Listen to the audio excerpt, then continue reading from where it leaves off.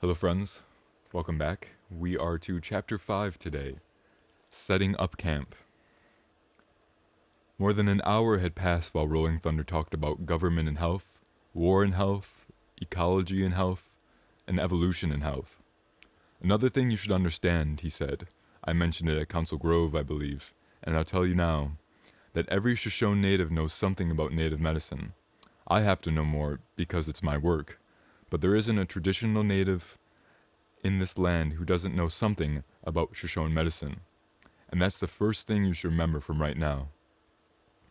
For a moment, he was silent. Then, turning to me suddenly, he asked, Have you got any camping equipment? I had none. I had my recorder, tapes, camera, film, pencils and paper, and clothes for anywhere, and that was it. Well, I can loan you my own sleeping bag, and we'll be scraping together what we've got around here tomorrow. Some of the Committee of Concern for the Traditional Native are coming up from San Francisco.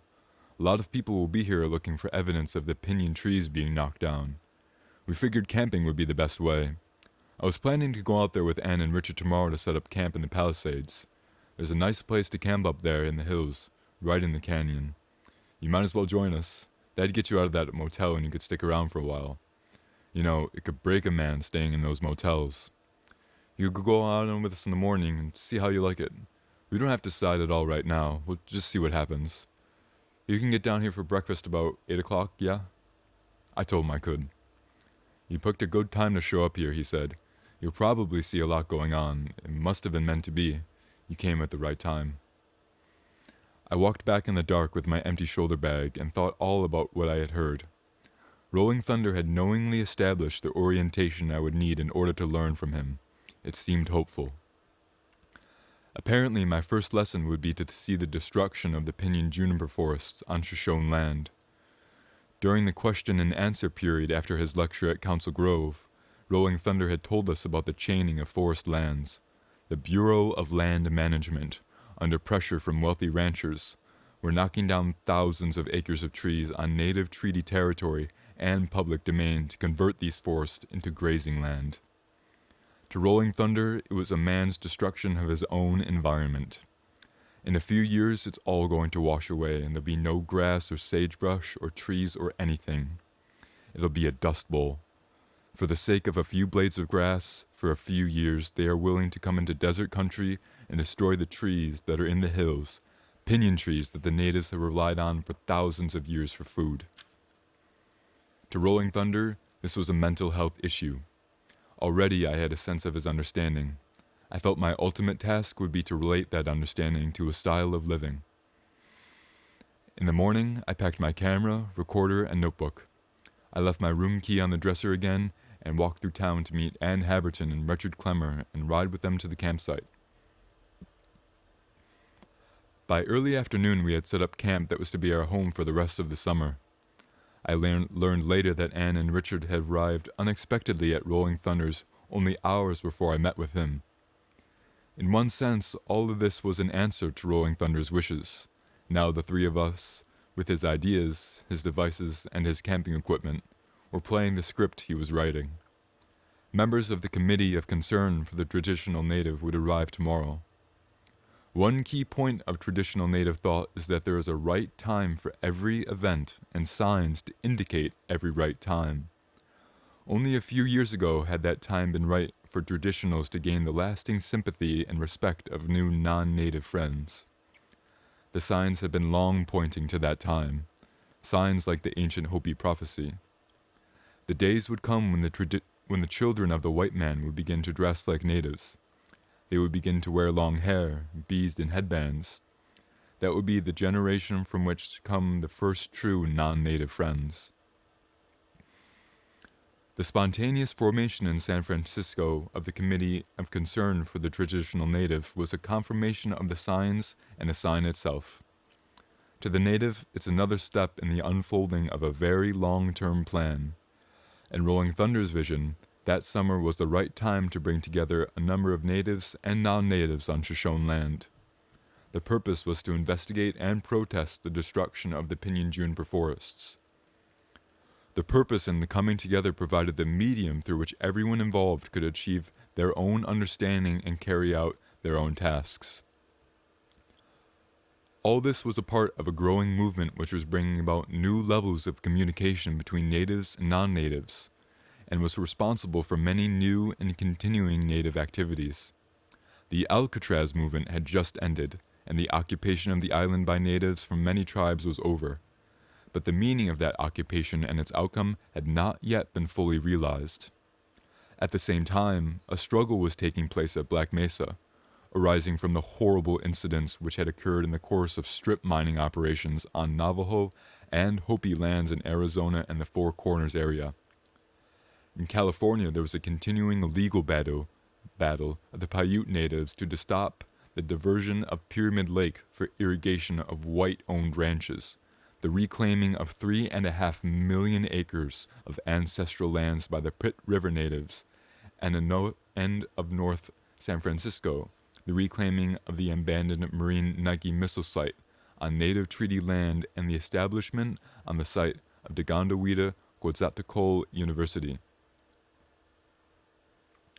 There were at times 15 people at our campsite in the Palisades, and in this communal settling, Rolling Thunder was positively jubilant.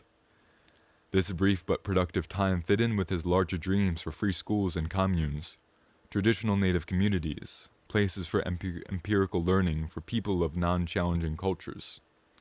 And it was also a good time, he thought, for Alice Floto to be here. Alice Floto was theoretically at great odds with the rest of the group, a middle-aged white woman from Salt Lake City. She was a Mormon and inclined to right-wing political views, for which ailments Rolling Thunder gave her occasional treatments. But she was also a chemist and an experienced herbalist, so she was helping Rolling Thunder too. At first she was suspicious and critical of long-haired youths who she thought wore dirty clothes and had questionable bathing habits. But in spite of herself, Alice quickly found that everyone was quite wonderful and confessed her earlier prejudices, surprised that no one had even noticed them. On our first excursion out of camp, we visited the Lee Native Reservation and found a good stream to wade in.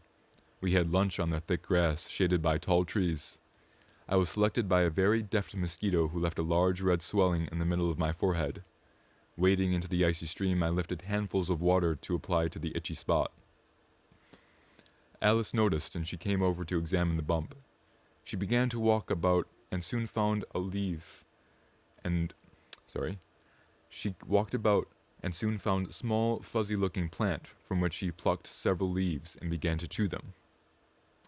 Spitting the soggy pulp into her fingers, she plastered it upon my forehead where it stuck and dried. Then she repeated the process. She told me this was done with the permission of Rolling Thunder, chief medicine man in the land.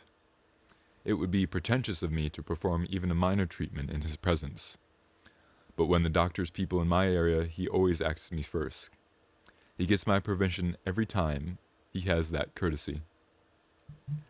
I sat with Alice on a large rock in the middle of the stream and learned that she had spent many years in the study and practice of various techniques of diagnosis and healing. She told me that she and Rolling Thunder had often worked together. Not a few times her chemistry had been called upon to help Rolling Thunder blend some herb into a tonic or ointment. But Alice was more than a mere technician. There was something in her that gave warmth and comfort. Her matronly bearing was the personification of healing, a loving kind of healing that is given without the need to serve the cause of prestige, to which use the art of healing is so often put today. I later learned that Alice was thought of not only as a healer, but a long-time friend of many natives. Most traditional natives regarded the efforts of Mormons to woo them as proselytization, for which they would feel considerable distaste. Though Alice may have been politically conservative, she was liberal in her religious sense, and there was no apparent effort on her part to promote Christianity among natives. She has a lot of special talents and sensitivities, Rolling Thunder said to me, and she's done a lot of good work in spite of her right-wing ideas. Rolling Thunder often referred to right-wing politics of any kind as fascist, and he spoke of fascism with profound gravity. He did not use the word lightly, but he used it often, not usually about people themselves, but about ideas and actions. He was apprehensive of fascism as a growing danger in America. In many field notes, I recorded that Rolling Thunder had considered fascism the tool of the dark forces. He was more concerned with what he called the signs of fascism creeping up than any of the obnoxious mischief of communists or capitalists. He spoke of the new no-knock law as one omen that people with political power would begin to consider themselves as privileged, endowed with special rights, exempt from principles of justice and honesty. Before Rolling Thunder went out with Anne, Richard, and me to set up camp, he had called Alice in Salt Lake City, about 6 or 7 hours from Carlin. He told her that there was an opportunity for her to set up camp with us, out in the canyon with a bunch of long-haired hippies, and she should come right away with a tent and whatever camping gear she could bring. Alice did not want to come. She insisted she could not come, and there was no point in trying to persuade her. Rolling Thunder reminded her one doesn't acknowledge a learning opportunity until the learning takes place. He told her she must come. No, circumstances were on her side, she said. Her husband was going fishing with the tent. Her car was broken down, and there was no one to care for her youngest boy. Besides, she was not feeling well, and if she improved, she had other plans anyway. Rolling Thunder insisted the car could be repaired and other matters fixed. She would soon see that she felt fine, and everything would work out very neatly. I don't know or care how, he said. You just come. This is meant to be, and it's going to be. So I'll see you here tomorrow. Alice arrived the following day. That is the end of Chapter 5. Very quick chapter, but we'll be on to Chapter 6 shortly. Niawa. Thank you very much for listening.